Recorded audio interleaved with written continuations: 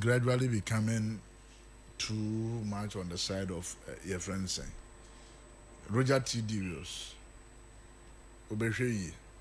But can I don't go? Oh, Ken. Morning. Morning, Dache. Na boko dear. Trade and Ponyakopon, Adaruma, now share Eja, near semi cry Nadia. What you say, baby, I white. I need J.O. baby. But actually, I'm in far coins and I'm in chair the new patriotic party as usual. Let me say, me bassy na a party demon sameta any Ghana for intermetia. And you know, I'm in chair the new, patriotic party. Na I'm in chair the national executive of the party. Actually, we are mentioned the Banda constituency. So far, I think say this year now, we and I think say Banda for so chere nipa mo pese obedi party na nim. But I mean for constituency that delegate for you na say. Dachi, say wow o share the a course so weekend atwa mu ya. I think say bo delegate for na baso.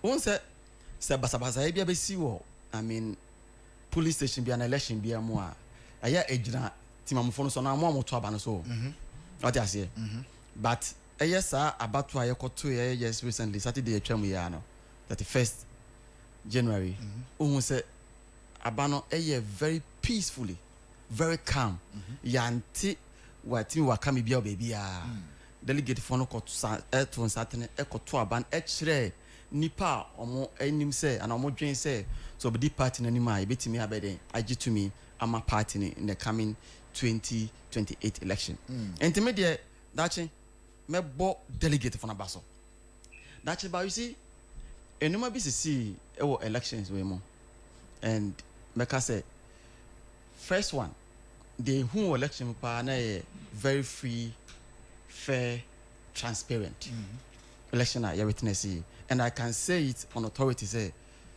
in this fourth republic internal election pa ya have your country Ghana say between the MPP and the NDC are so peaceful this ended election there's no two ways about that because so check it previous elections no tensions of course and I even got this year so check here before this election now tension is very high those nipa 5 when they contest here or they compare here to 27 primaries na call you know o le gon no a do na 17 na che so ti eno no uza tension no any sort of say the just ended one no because before the election no obi go say this camp a delegation be say yatete say and na bi person mo wiem na bi person mo kon chaos be to the extent say NDC focus say abaye kotu ye kokon na aba so ya e say ko bon kontima because every election behind within the NPP and sure they be a man for changing words with each answer. Then they were thinking say automatically end of the day they be who say be a but delegates no any the national executive in fact my more the election committee na baso the order and name Joe Wise in fact more juma ye and I am really happy about what happened this just the ended election omotimi pretending election ni na ma end of the day will be a wanka yantin to call yanti bibia bibia and that shows a mature person so odi wonima obema party ne den akwanim ono say memenya to be frank Joe Wise memenya me menya nka on be the chairman of the party to me personally because we the experience or wa me to me den kemenya ebia obeye but ebia should say be also be the next parliament intino but to me kamenya pa because this so steady now since obey member of parliament any so conducting or parliament and what say the man is very wise and isn't it done so he said you wise we're very calm respectful the first encounter minyano parliament me the brown student union nim eco parliament na ebra ye ko na ye fu elevator na ye ko chia members of parliament on free b na ye fu elevator na ye see ye na ogina so ba fu elevator no na me dura me chia no te me chia na o ma me no na mo nim no na me se mo nim we na o se dai bi na me se oh Joe Wise ni o ana mo se really na me se na mo san machi na ye buy na channel ye dim come nti hono na menya ne contact, and the man is so accommodative, very friendly, and so me menya party a nka ono nti me di party na nim. But actually you see maka no awie no the minority leader in parliament Afenyo Markins. To be frank, after the election, any speech or the mayor, a job in small country, the party, no, I think he's really and truly a leader. Ono, irrespective of ono Ghana for any party, and him say, Nadam for Nakin the Japan, and all supporting no. After the election, or my who say, Yato Abanaviano, and Yanu here. The most important thing Nisa Yebeka and Wabum Natimaji 2 minutes in the coming election. And he made it very obvious for us to know, say, if you don't come together, abayading. And more the now leader of the party, the OD party name, Dr. Mamadou Bawumia, because of the victory when you know. Yebeka and say, on Shannon Hoding. Now adwuma na ewu anim na eso on the kasa ni speech of mine so u follow ya na utie na he was talking about unite, peace say be kan kwabom. And I love what happened across the 5 aspirants after election no that is so kaya Brian Champon of friend no doc Mamadou Bawumia and in din komo bonabaso aka chana say oh so far the election decided to do din komo sere edichum enso ekoho ye venezen community Japan enso ekoho and we also one aspect that can ye mani ye pa say if vitamana yembe declare po the wawin no ken babontin ebe ka said the way election na kono I think so be ade enya botre. To the extent that people were saying no can no vote, I said no. And yet at this time, and I said no can no vote.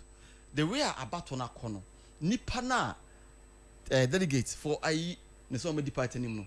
One na say nyina ka bom na yetime den ekoto na de mo yi na mo de ko 2028 mo betumi awi ni de. That because videos na mabonje a blue light for no mo kuma say blue lights mo tonton mo mani ade de mo true signal de amam yeah say omo ka chem say mo ngongo yi obi mra mo anko yi ne pa ko mo akoyi de mo pen de aba nti mo nya crowd say 2028 no so mo amuso mo sa to aba de amam. That you see election there inter-election biano oye den there are camps. What does it? When young for mo you we street boys or mutunton phones or Kumasi blue lights. Sir, omo di obi achime boa. So mo support phone omo nya MPP for and omo nya NDC for. But omo say omo support Ken me boa. Dache. Omo ani so mo support omo say mo nkoyi ne mra na ono no mpeso mo taba man be president. Perfect. Entina dache say all the 5 aspirants na. Say yina ye bat together. Na ye hu say contest na ye koine we went purposely for the party but not for personal parochial interests. That me come to say 2028 be din konim. Adenta me kasa. That the chairman ye lose a year 2024 election na enye about say the economic aspect is not about say abia aban am money ho modi bebrebesa nemmom eye say yentima nka ye ho ambom after the primaries in the course no in 2023 dachi say o hwe eye election results na e bae no eye NDC from 2020 elections any 2024 election no omo ntimi am prove sao omo increase less than 200,000 votes. Less than 20,000 votes from Dean Konim. But less than 20,000 votes, it gave them 57%, right? Yes. And now, MPP, vote so by over 2 million votes. Difference and what MPP any NDC in term election around 1.5 million, right? So clearly it tells you say Senka yetimi maintain your core grassroots base no e mama for koto aba nka automatically nke timi di nkonim that assertion be catch when you look at your voter register you MPP membership register na omoya your membership register is not up to 6 million enti enkrofo bi na beto aba no e de mam NDC omo number no enye 6 million enti they are floating voters omoye den e ba beto aba no mam perfect.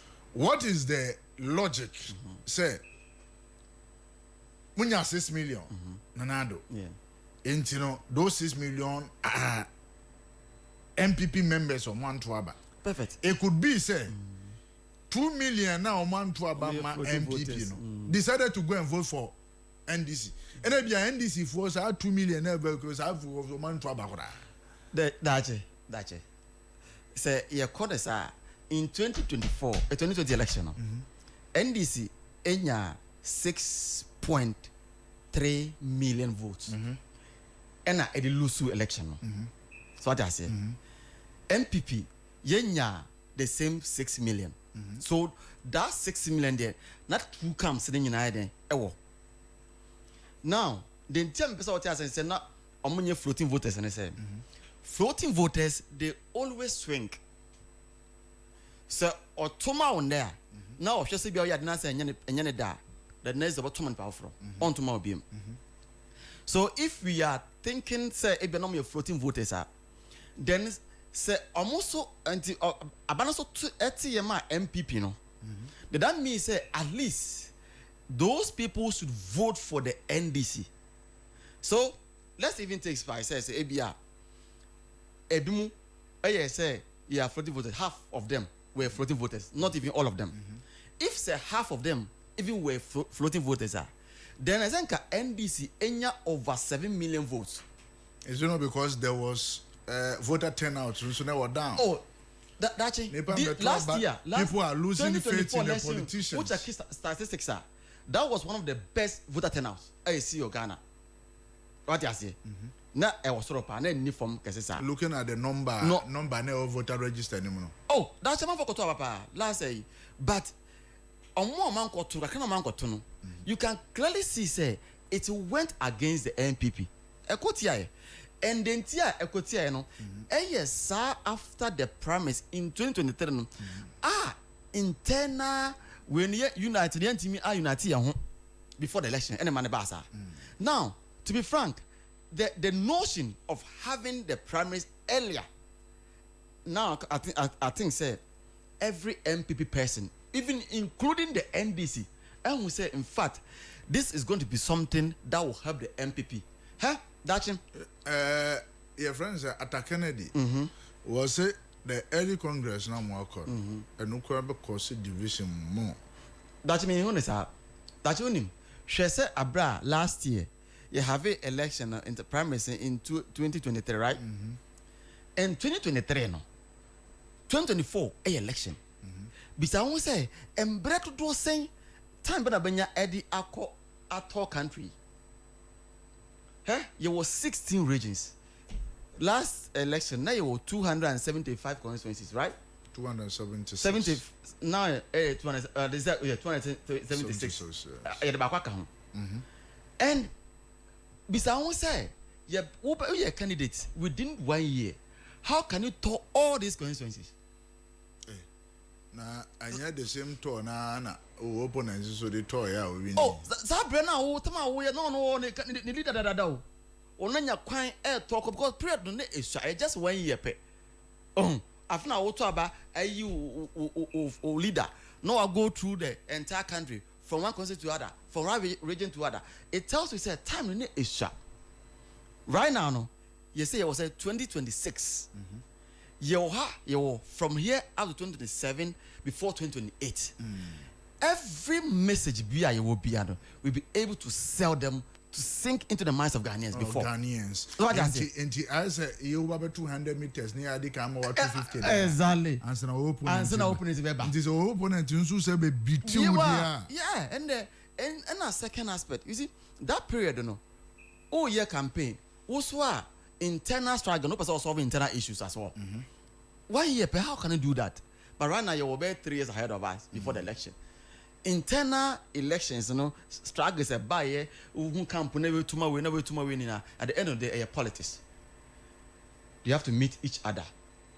See how we can find pragmatic solutions to each. I mean, because I call some because party there, even a quenya, I tofi, a ta, a pre.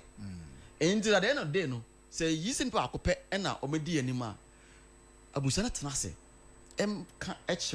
or Moabia, a quenya, young farmer say, Unuyani, say, Sebi, Odia, a buffy haya. So when dia and Guaseba, a buffy haya. Entino, a someone now come home, Namoboa. And one thing that maybe probably, I think, say, the winner, Dr. Mahmoud Baumia will be doing, and I say, I think he has to meet all the aspirants, I mean, the candidates are more contested here. We never can Obian lose Obian win it. MPP at the end of the day, yeah, didn't him.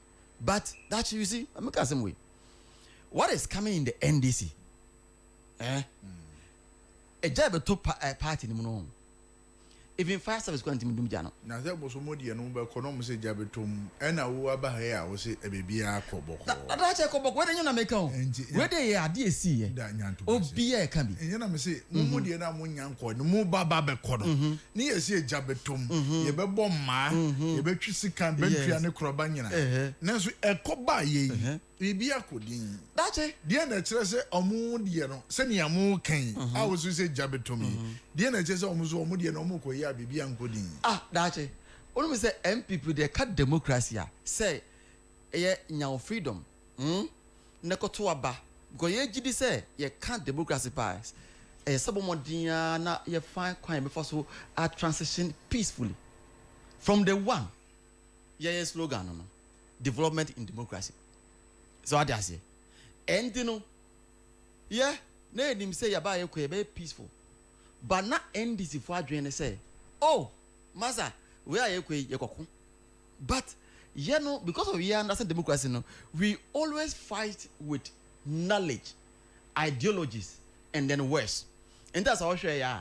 A year before election, we we denied about oh, yeah, sure, see that election never call me because this is what I believe in. If you vote for me, and this is what I can bring vote. But me I say yes, me more than my common family could be. So this way, I mean, ideological battle that happened.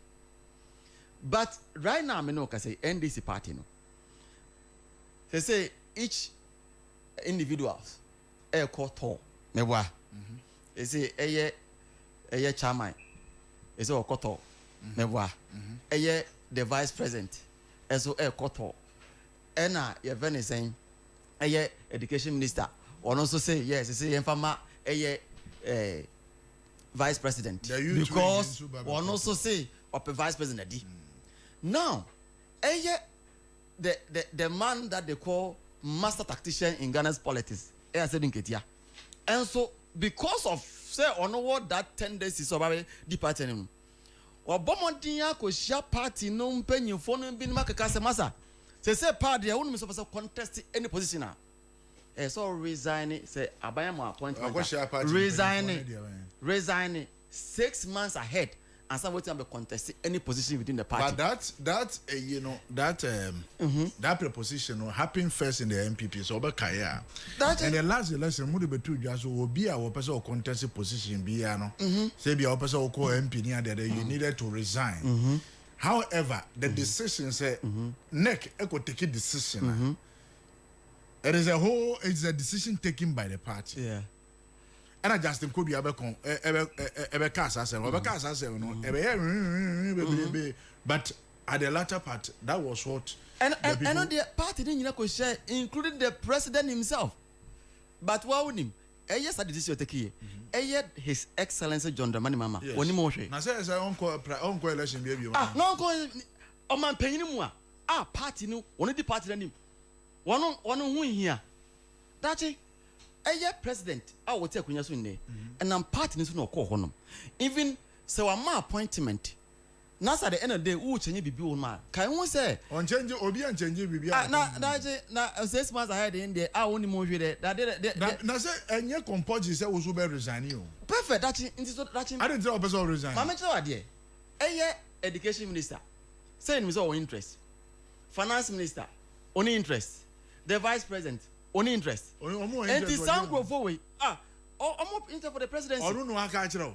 That's it. I don't want sabi. And so to na yantia. Ade chinya so you for former for. You who say former for. Now so e kura betumi aka say my councilman we. And I say we are supposed to waso to former. Utin sam. O na wo de waso atu form. Some Johnny so dia. I said waso to form. Nyanto wa se. Obi wo ho a. Obi so aka hye na no. So be can say Jane Opoko Ajima obeko bi. Ono kan say Babo Ntin kura be can say. For me as a woman, I have opened the door.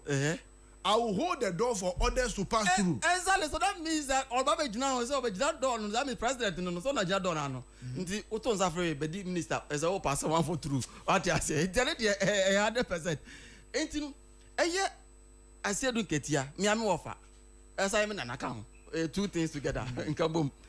Ono fasa kwan so say the be ya the vice president want to be contest bi education minister to be contest bi ato force so onya hwe want to be contest bi, and this going to bring a very big division within the party. And now the be ma end this for my ekwenya because unim omo bae. What about say omo anso so ankrofo so anya maju so be contest so dachi never say do nkeze nkwana beko Opa just say you can come back. Hey, na onungwa na chairman of board na. That's it. Me say. What dey say you know that's it. Abetie yet it na cha no. And I know I said it very well. The time we take the same decision on my party no. Now was it to stop others from contesting na? You see, there no no. Na emre na ya so say unim say emre so say obeya. Say reason. I said wait. What is it? Reason is 6 months to 10. Yes, 6 good months. Namu dey 6 months now. Na any 6 months. 6 months. So they 6 months. That's 6 months. With only and no and I say 6 months. What can I say? 6 months I be do for election. 6 months to your election. After ya pure free one. And the first say we are but you. So we are constituency chairman for example. Now say we are deputy finance minister. Now you hold that you will be forced to use state money to go and do campaign. That's it. Wait. You will be forced. You won't be paying. You won't be paying under your watch. Omo contesting orphan constituencies who were even in opposition. We saw how they went about their election. And why can't we separate? Even with the Constitutional Review Committee, they want us to clearly separate legislature from executive. Why can't you separate the party, the workers of the party, from workers of the executives? That's me ka some chon. Me teaser me am try. One of the recommendations of boss no. Me make us say for us to strengthen our democracy. Wait. We need to separate party from government. Onim dentia. Anything na me eno try say we are by now winning power. Don't go and give communication officer of your party to serve on a go board. But so if the don't give officer, your original chairman to become regional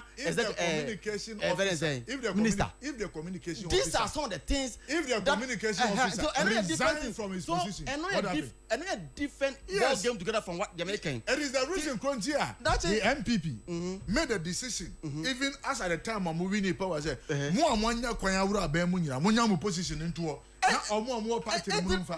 That's mama ka sametro. I didn't know question.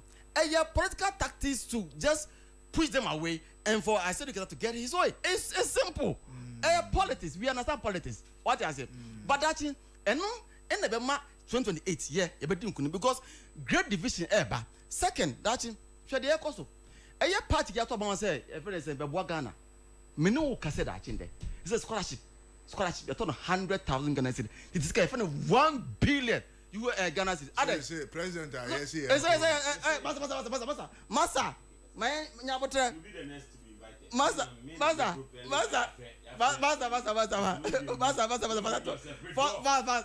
Masa too. What I say? On TV video no. Masa. On TV video. Yes see. Yes see. Abawemu. Uha. No pest. Master. Keep quiet and let me talk. Master.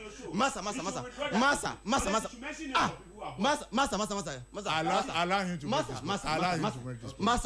Master. If you are in government, you can't come and intimidate anyone here. Okay. We know our right. So what I say, there is an issue before the entire media space that you yourself can verify. Sir, right now, I know say Ghana has a open scholarship, scholarship, and don't forget scholarships are meant for even the brilliant but the needy people. President, upon that allegation, the president perfect. And so far as the president even want them to go for and do investigation, it tells us something. He has said something, right? I don't want to. We also have it, master. So what I say. So if these are some of the issues that happen in the government, at the end of the day, there's no way Ghanaians are going to give them another chance. You should continue and rule this country. Master, just wait. First moment. Mami fancy, that's it. Yamau to me. Say, be solving the issues of Ghanaians. Oba yourself by Zakotoka to then. Is it necessary? But before you go on that, let us also be careful because this has been a proposal from the Ghana Traditional Council to government. Say, if you go to Kumasi, for example, the airport is named Prempeh. Something. So until recently the issue government was Obake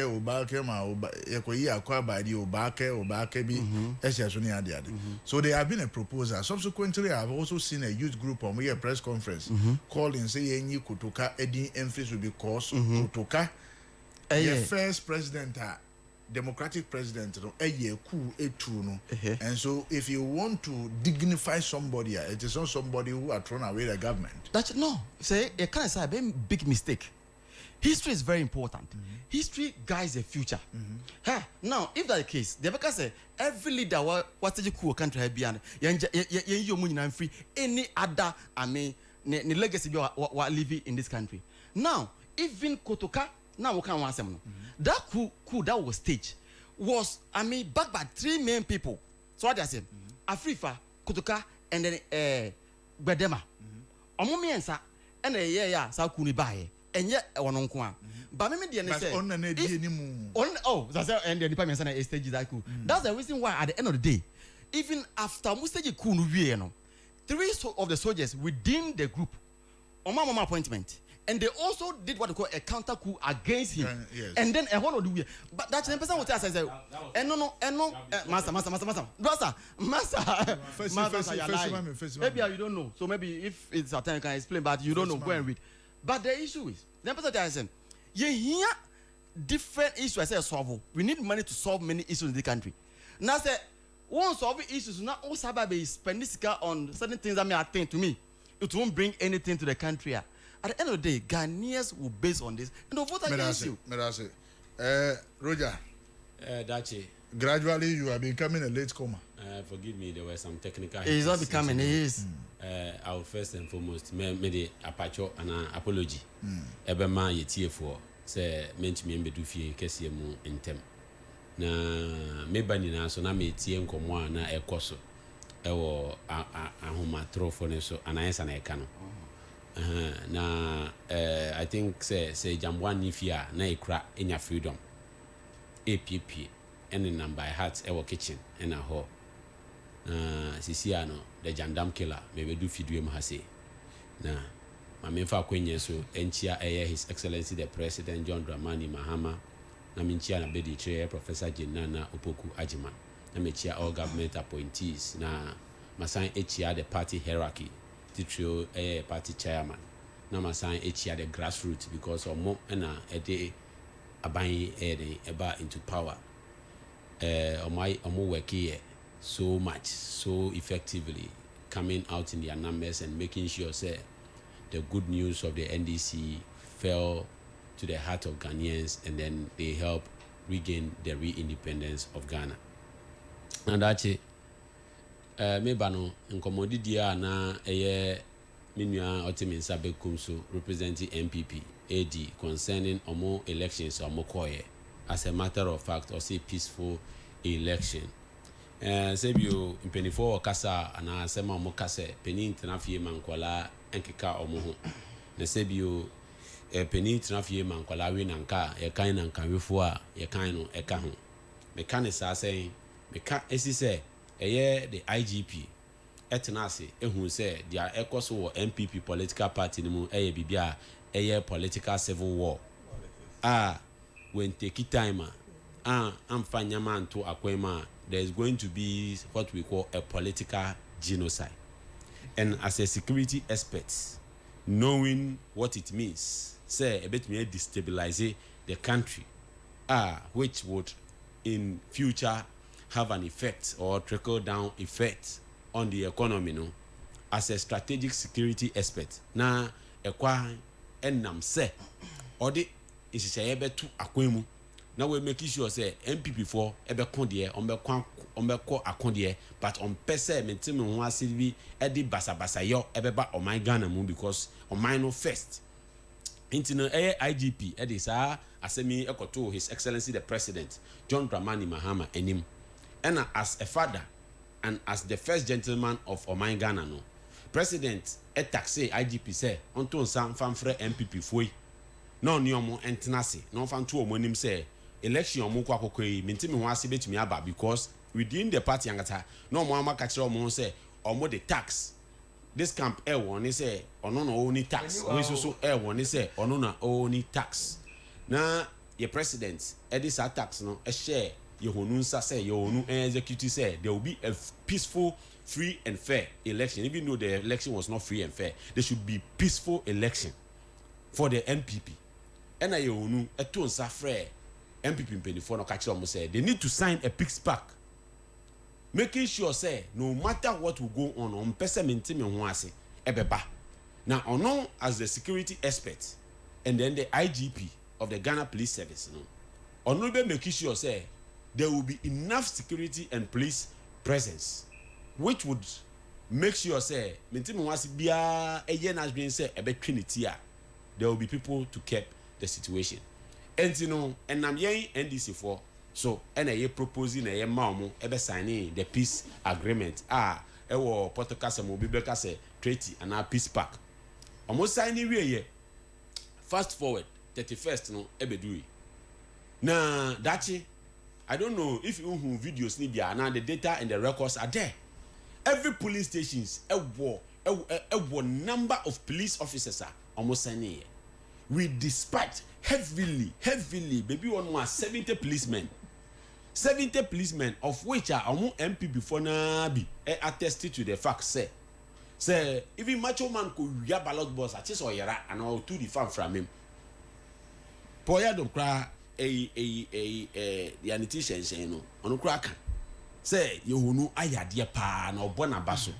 Enti no say ojina no mo ka say Omuna Mako have a peaceful election. He cannot say that without giving credit to the IGP and then the government of the day because making sure say the police and the security presence no was very high. Na IGP you intervention na ballot boxes are ebe yerano ballot boxes are ebe replace na confusion ebe si wo MPP for no na enye small.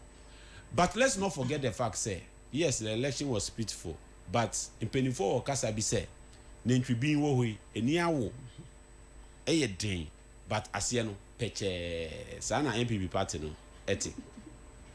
MPP party as it stands now, I say Nentri being a near wo, but Asene a day, a Peche, Mekanasa, Mekasi saying, the main party and say, a young election no.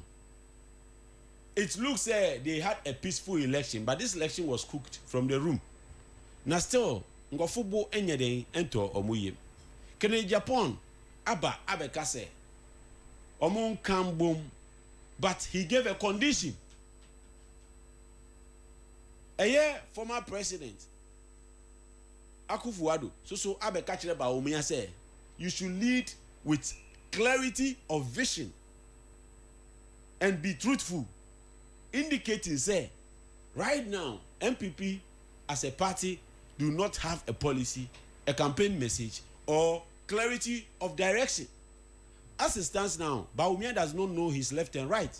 The MPP don't know where they are going from here. Aside the tensions ne ntokwa any nam saa omu so called peaceful election no ase no ebinum trotro social media say they are out of the MPP ebinum krasi no can no vote and can catch omo say David omunkoye. Let me tell you, there is a lot to be done. MPP party no there me di kan catch them egu ye na echusu ba omiama MPP for ye chusu ma omu before and ye chusu ma omu this time around. When I'm starting here and I say, hey, Ken is good for this thing. I'm say, oh, NDC for supporting Ken. It's my for Ken back. I'm psychological tactics. Ya chira omu busumi ya yedwe mu bro. Na omode ba umia beba in 2028. 2028, no matter the candidate we present. Musa Dankwa data was true then and is true now. Or say, no matter the candidate NDC will present, including me. If NDC presents me, I will beat Bawumia. No matter the candidate NDC will present, we will beat Bawumia. And you know, anything, with issue of scholarship, selling scholarship, no scholarship secretariat selling scholarship, no. A empty accusation. Many a year Kofi Ofosu in cancer Asia or Sumpa. And I'm sad we know that conversation so and president order investigation into this case. Obetro vague comment statements claiming say MPP for Ako scholarship he should bring their names and who sold it to them because mo claim say we a patriotic citizen. Ana mo o man Ghana mu a mo pese o man ni ekọ nima in cases or instances like this no mo fa evidence no and embeto or you should aid NIB in investigations enti na me nua kasa CIA make a chance on train sign before you invite on so onko ko aid investigations because oti ha minimum no ni mu ye hanta oni ene we bia only any source of verifier. Dia omakato from mu no oti ekabi. And I worry evidence. What evidence from me? Yes, I have to suffer. As a matter of fact, let's be serious when we are talking to our listeners. Oh yeah, Mobu. But this is it's a serious indictment.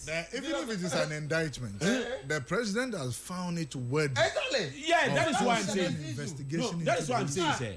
That is why I'm saying. When secular na about NIB issue secular inviting Kofi. Yes, but he has made an allegation. Yeah, we will not let as a government. We are listening government. Itinam okay no metina radio no so instantly e catch and say bring the evidence. Support us to investigate this. What you say? Because you cannot come and give a rhetoric, gendarmerie tactics, communication, you know. Because it's here for no mutie and one. That's it. Yet he has say, you know, a opportunity na yenya. And I edit has say. What you say? Obi owa otie yan na dream a bobio etie. Obi susu one more otie yan. Dia ye ka ho ana ye di ho nkomo no kra no. Onim etie. Obi on mu a asema wo ka no kra no wa pense mo bibie mu kra better tin but it is an opportunity in a nya say ba betena say pese nsemu a discuss e mankofo ayede enya bi ayede etie asua bibie fim enti no say odi kwadu e ba be bobi ana o ba be raise allegation make sure say wo bibia odi be support wo claim. What you say? Yanka say, bibia, menka. Bibia, ubetimi aka, but you should be willing and ready to support or aid investigations because say the system to be corrected, right? I don't think so for some cancer. I said he will not aid in investigations. Oh, you invited him to Umbra. Me, I told him that day. I told oh, yeah, Bema Momba. No, no, this thing, let me tell you. You will never be on one. No, but you see. No. Are you telling me, say, if they invite you, you can say you no go? You want him to, but hey, who says you are under any obligation to attend upon an invitation? Oh, You are not under any Oh, obligation. Udia, my uncle. You better say invite him uncle. You better say invite him uncle. Now she say uncle Fana. But They say- even when you go to arrest somebody, They say you want the person to assist you in an investigation. he has made It an is- emphatic claim. It I is see. his right. What's your comment? say you What's want your to assist statement? you or otherwise. What's your statement? Meaning who? I see. I say on authority. See the comment. I see. He said on authority. He said on authority. Say MP before and akoto. Into no onfa mumda. Onfa weak people. So you see, that's you are a student of law. Yes. It is right that he has made that allegation. Yes. You are calling him to assist you in an investigation. Yes. He can choose to decline assisting you. It is within his rights. Once he has made an utterance, Yes. evidence, Yes. you've made those utterances. Yes. Oh, then he has to come back and withdraw the statement. No, Ghanaians are calling for accountability. You can't just make a vague statement like that and go scot-free. It's high time we become serious in this country. It is high time. Yeah, serious. Oh my God, because let me tell you, day in day out, oh my God, sir, almost tactics now. We didn't trust the confusing Ghanaians. No, this time around, no Ghana for any NCBA. Until the medical catch them. Say, joining Kojo Fosu, Kofi, right? Kofi, Ofosu cancer. Eman, now make it claim now, so evidence now. Fabra, na Fabra support it. Because let me tell you, this time around, we will kill every jandam. We will kill every jandam. Left, right, center, back. Now, we already issues concerning your party elections are a year ahead, and then presidential race are a year ahead. Okay, kase a year party no akwatena neck ede ne rules and our guidelines opese odi ne upcoming election no efa so ede beto abonten na a year MPP ni abetena ho wanting to twist facts as usual. Omo misrepresentation and falsehood. Opese odi efa ho ekika nyama enda kwemu ana entasumu etu Ghana for asum. Hey, you have failed. Now, Dachi, party hierarchy say the government is moving on the right tangent. Say mo kwa ye elections. Na say aban juma bi sha wonsa because yem pese obia be take an undue advantage of government resources. They said dia Kofi Fosu in cancer time no ye nep CEO efa aban sika ediko run elections e won the constituency. Emma omo invite no for investigations no. No. Yen as a government, NDC government do not want to misappropriate resources. Where resources are is meant for Ghanaians to be used in developing Ghana and working for the lovely people of Ghana would not be used in party work no. Who per se would did you medie for party fi abemu for 6 months. I think this is a fair deal. When it comes to accountability, when it comes to working for party and working for government. I would want you to take this topic. My time no cry. But airport na sem so ma minka. But you take that with the Cocoa story. Cocoa Okiafo no muso musica came na buying NPI. Okay. That's it. Cocoa story. I think say when the issue about out concerning say aban nyantua Cocoa for Kano. Cocoa board Eba out, head of public affairs. Oba out, Jerome, and I maybe friend Jerome. Sam Jerome. Jerome, yeah, Jerome Sam. Eba out, Eba responded here. I can say it was at their surprise because at their surprise, say farmers no complaint no. Okay, Mami reading what was here. I say, however, Cocoa Board head of public affairs, Jerome Sam, expressed surprise at the farmers' complaint when he addressed the matter on the Inshira FM Joy for Platform program. No, Sam Eka said, COCOBOD is aware of the concerns, but clarified that the board does not buy cocoa beans directly from farmers. Tidia Okano. Or say COCOBOD and to cocoa beans no directly from farmers. Into no payment no government that does not directly owe the cocoa farmers.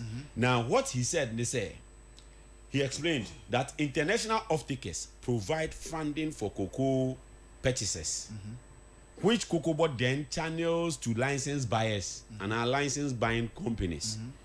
Their opportunity say, Sisiano, but before, the Mamenka we are not Macadiameca. The opportunity say, off-takers, HTS Kanama COCOBOD, na COCOBOD, so HTS Kanama, licensed buyers. So indirectly, no, as of the timer, na or Casano. Na car off-takers no omo tua saa sika no ama licensed buyers omo a omo to cocoa no efi cocoa ekuafo no ho. What you say? LBCs no. PBCs. And LBCs. Okay. Yes. LBCs no. Into no such complaints no na it was to their surprise because the statement Bakuni we are surprised cocoa farmers have been complaining about non-payment since last year. All licensed buying companies that sold cocoa to off-takers under COCOBOD have been paid or received payment. Not to say, pay what we are saying. Yeah. And so those who directly bought the cocoa from the cocoa farmers should pay the farmers. Yes, they should pay the farmers. That COCOBOD is not owing. It's not owing the cocoa beans that has been sold to what do we take off-takers. What I say? Sisiano, me can't win we are match them at the way as Sisiano, COCOBOD dealings no. Osasu notice say, Osasu state say, ebano cocoa buying na. Your licensed buyers are. Or one kasa self-financing. Because a new biya na off-taker. Inti aye se wo kita license no, wo off-taker ewa outside. Inti no off-taker no tuas kana COCOBOD na COCOBOD tuas kana ire. Ama na wato otoba pe off-taker no be fa. But most of the licensed buyers no any off-takers inti on cocoa beans ko amato no so no. Enya anye den. Omunya enton. Na the issue ne say most of this licensed buyers are self-aggregators, like they do self-financing. They are making what I say. Omo musika and omo for kwine bisu editor cocoa no. And sana omo de ide. Omo koton ama off-takers no. Inti that could also be a challenge of which COCOBOD adding in embassy form to make sure say it is what resolved. Now that yeba into government now. COCOBOD syndicated loans are the Pax MPP government akoji edi achedi. Aside that, interest burden of about $150 million are edebeto or minus so. Ena almost signing agreement say almost over 370 something thousand or 78,000 tons of cocoa, pegging the price around $2,800. Ama discount in advance. Sa scanner MPP for G no. Apart from syndicated loan issue no, ama sa ko G sika say on beton cocoa over 378,000 tons. Or ama G ehu sika no, omo di sika no at $2,800. And tebia na cocoa price no per ton no ko be 10,000.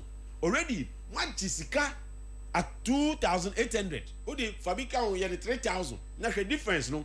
Doing that time no, and then only that transaction no, Emma Ghana Boka $1.3 billion. Emma Ghana Boka $1.3 billion. Now, with a year current unim say this year we are not using syndicated loans. And what we are doing is we are practicing a self-financing regime. Self-financing regime, no. The aye patron say, "Wow, we are licensed buyer and I say aggregator, no." I was say we are then. Wow, we do usika who spending in buying these cocoa beans, or off taker, the off taker buys it, and I says off takers no finance it. Now wa ko heading, wa ko to cocoa. Until right now we are not using loans to finance cocoa board. And there was an issue at Air 28 cocoa in a publishing BB Kase. Now most of the off takers are not giving monies ahead or pre-financing. They are not doing pre-financing because last year cocoa beans na due to a year weather condition and I say quality issues most of the cocoa mu procure and consumed they are not willing to give monies and prices on the international market so fluctuating they are not willing to what give that pre-financing not before. All these things are being a challenger affecting the cocoa sector.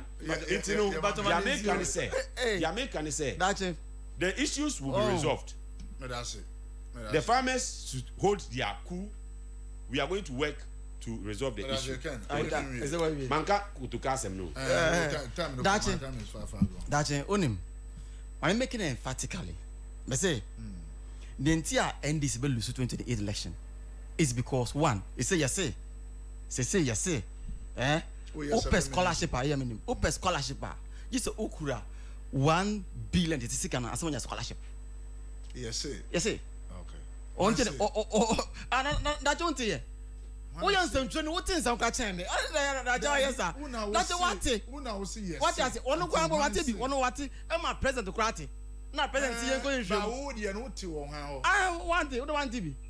That don't hear. Okay. We are going to resume. But so what did and I want to hear. Say open scholarship. I just scholarship. But presidency and that means what I don't know. Yes. Okay. Perfect. That means Obinaka. Maybe I'm the president that. To question the background. That's it. Last time when I'm communicating me, when I come communication, I know how to talk. Some can say they tell me Lusu. They say more. Yeah, say it's scholarship. Just 1 billion. I saw your scholarship. That's it. Onim Roger T. Hey, Oyobia, he's hypocrite. Hey, Unipaon say Okasem. Now say at the end of the day, no, as no kind no, a corny different way. Oba no apologize. I'm for who say yes. The people know that you are credible. But last week, before the election, okay, say Abai Wakoti, Kuntimba, and a Wakobono Hono, or can I million view? After the no better now say, ever can say. And a peaceful election and IGP because he deployed and then including ending by ending say NDC and I'm NDC something NPP about to continue peaceful. Really? Hey, the airport will be I'm for it here. But what I want you to understand is NPP delegates, the entire executive national, including the election committee. No. To be frank, we give them the credit and everything. And the peace pack now, okay, I say IGP, I recommend that peace pack. It wasn't the IGP, it was a party within the party. And the question Edwin said, because of what is happening, let's sign a peace pack so that at the end of the day, all of us will come together. So please, Ubetranma, and may I always tell you that if you meet me, speak with fact, don't come and do jandam. Now, that's it. Only baby. About this particular issue, about the cocoa. You see, Sir Udi and Kontompo Ejitumia, at the end of the day, your performance will expose you. That's how this word is.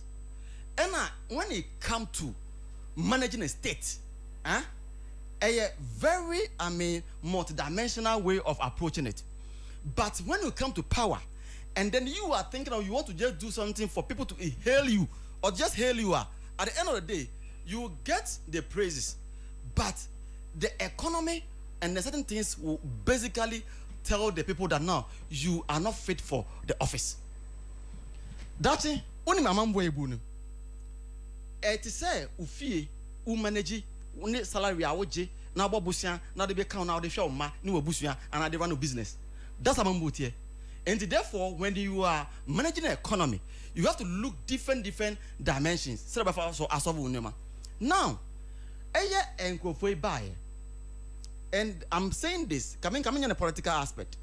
When it comes to cocoa, farmers and our cocoa board. Abra eye MPP ye wa baso.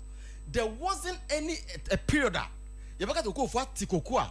You baka sa ban enye sika goto cocoa no. We are trying to work and off takers and then so let me off takers and many fifi boy focus. And he has said yes. There are times that omudi cocoa for no, but I check pa and able to me back. Bosom can do that, but only that. He off takers are working in a brofu. Ye kakoko Ghana hasia. Ye Ghana buying, and now all that sole authority to buy cocoa from farmers. So what I say, and into Ghana buying, encophobia one more to me say emreso na se cocoa kweni no ekotwa ne cocoa sa cocoa kwen meme pesika abre no akoto daba sana cocoa industry no cocoa board etie. Now based on that, if the government at the end of the day say price in the world market eba forma, the only thing that you can do is you have to go and look for money somewhere or elsewhere and come and buy the cocoa. Maybe you wait for some time. When the world market, increases, then you sell. That is what the MPP was doing. Anytime I hear pencil, a better thing. So because I cocoa, I got to cocoa power, go a passo, a ho, ya be beery, a bra unya, a bicycle metal. Now, Minoka said that Sika any advance on Marimu because a import cover, crab Minoka said that a swati. Abra ye free amare so. Wait. Abra ye free ye talk about tie. Dachi. Not the gold of tons are near pegu dachi. Not a 30 tons. And now me look say because when the party came and their only focus say, oh, yema exchange rate emra from and omudi omunsa gold bi amanya bia galam say gold omunya ye gold aya pegu dachi. Oma ton ni nyina ma say aka 18 tons pe. Senka sa sikawe hon ma sa tons no kwa sa sikanka ban betim ni sako boom no akoto cocoa no den abegu honom nti say price in world market ko sura na ban akoto no anya ne faso but esan say am on my de be ameka that painkiller economic approach no will never help this country. So what I say and no problem no that sabi onja the okana off takers and yashe the only things that man place camera nkoto anfiri okoko struggling to man 1 minute na me touch on the airport issue because waka okay 30 seconds yeah that MPP4 a hypocrite when it comes to the airport renaming when him say MPP4 the NDC and the government of late Jerry John Rawlings echo court concerning 31st December and June 4th with the notion say we should not uphold anything coup d'etat. They said say bibia eye coup d'etat the Buzia Dankwa Dombo does not celebrate it and uphold it.